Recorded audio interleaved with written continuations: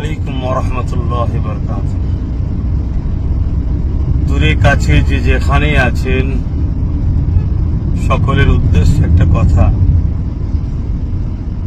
দেখুন, অনেকে আমায় ফোন করছে বা আমার পেজের অফিসে জানাচ্ছে যে আজকে পুরো দেশ জুড়ে আমার মহান ভারতবর্ষে এই যে বিজেপি সরকার একটা ওয়াকফ সংশোধনের বিলের নামে 2024 যেটাকে ওয়াকফ সম্পদকে গ্রাস করার বা নিজেদের আয়ত্তে আনার ষড়যন্ত্র যে করছে, সেটাকে নিয়ে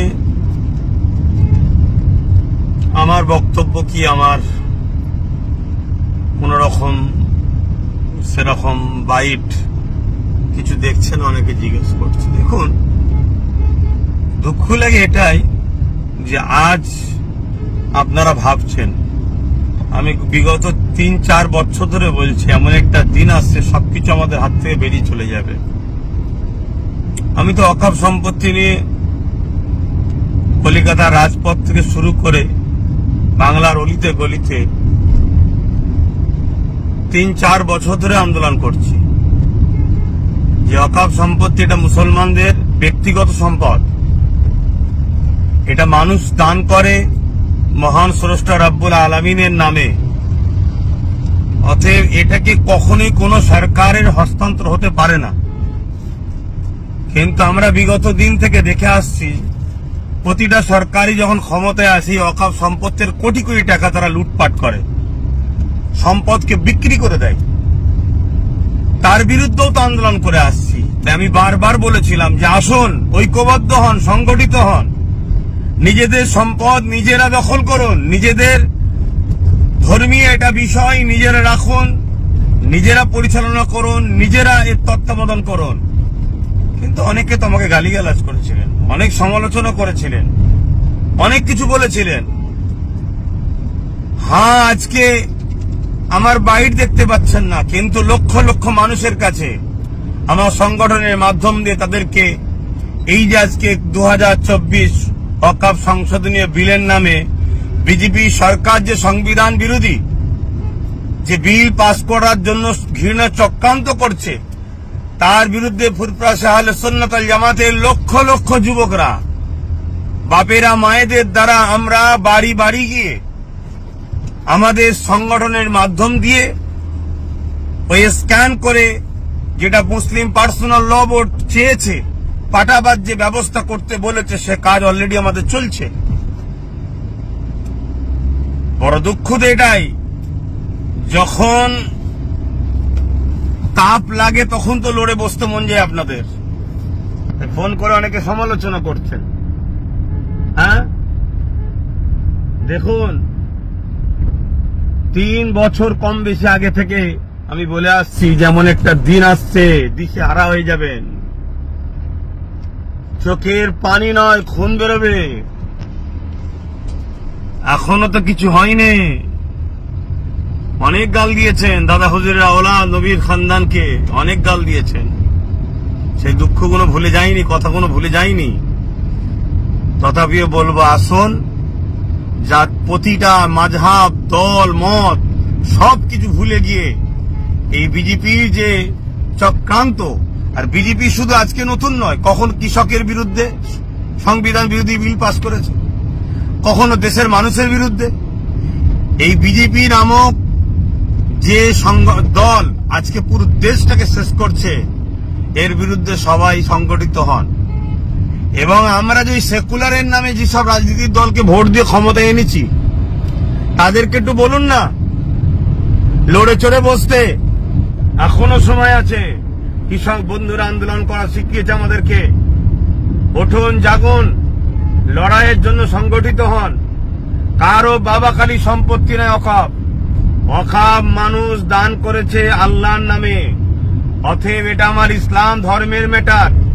আমার ধর্মের উপরে আঘাত দিবার অধিকার দেশ কাউকে দেয়নি, সংবিধান কাউকে দেয়নি।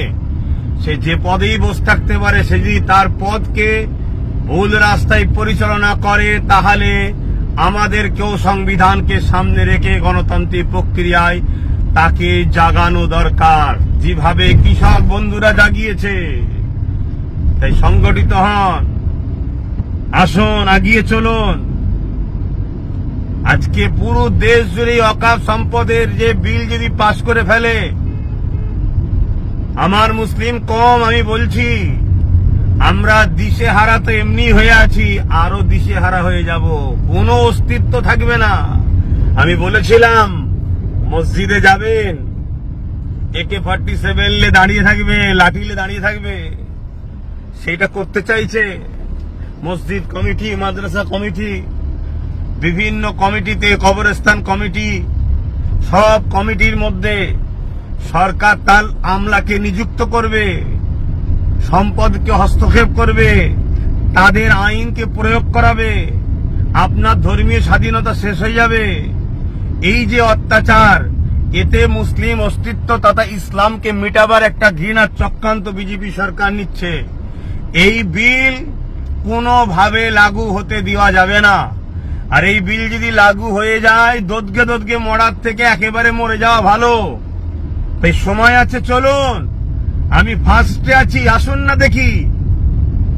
যারা পাড়ালি খেয়ে খায়, যারা পা চেটে বেড়ায়, যারা ভিক্ষা খায়, সামান্য ভিক্ষায় যখন ইসলাম বিদ্বেষী কোনো কথা হয়, তাদের মুখে কথা পাওয়া যায় না, সেই মুসলমানদের নিয়ে ওয়াকফের লড়াই কি হবে? তারা আজকে ফোন করে বলছে আপনার ভূমিকা কি? আজকে নিজেরা সংগঠিত নয়, নিজেদের কোনো পাওয়ার নাই, নিজেদের কোনো জায়গা নাই। আরো একটা কথা, হিন্দু আর হিন্দুত্ব দুটোকে কিন্তু একভাবে মিশিয়ে দেবেন না। আমার ক্ষুদ্র জ্ঞানে হিন্দু শান্তি, ভ্রাতৃত্ব, ঐক্যের কথা বলে। হাজার হাজার বছর ধরে এদেশে মুসলিম হিন্দুর ভ্রাতৃত্ব ইতিহাসে আসছে। কিন্তু আজকে হিন্দুত্ব, হিন্দুর সাইনবোর্ড দিয়ে হিন্দুত্বের যে আজকে ষড়যন্ত্র, দেশকে ধ্বংস করার যে ষড়যন্ত্র, সংবিধানকে মিটিয়ে দেবার যে ষড়যন্ত্র, সেই দিকে দেশকে নিয়ে যাচ্ছে। তাই ইসলামের ঐতিহ্য, 400-500 বছরের ওয়াকফ স্টেট, ওয়াকফ সম্পত্তির মসজিদ যা আছে, সেগুলোকে বিরান যদি না করা যায়, তাহলে এটা একটা কিন্তু আপনার আমার জন্য একটা প্রমাণ দিচ্ছে যে এই দেশে হাজার হাজার বছর ধরে আমাদেরও পূর্বপুরুষরা চলে আসছে। তাই এই স্মৃতিগুলোকে মিটাতে হবে। মিটানোর জন্যই আজকে এই ওয়াকফ সংশোধনী বিলের নামে ওয়াকফ সম্পদকে হস্তক্ষেপ করার, নিজেদের দখলে নিবার একটা ষড়যন্ত্র বিজেপি গভর্নমেন্ট করতে চাইছে।